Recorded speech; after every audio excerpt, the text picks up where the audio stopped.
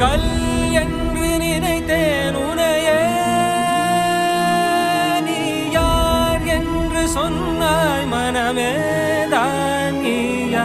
எதில் நீ இருந்தாய், எங்கோ மறைந்தாய்.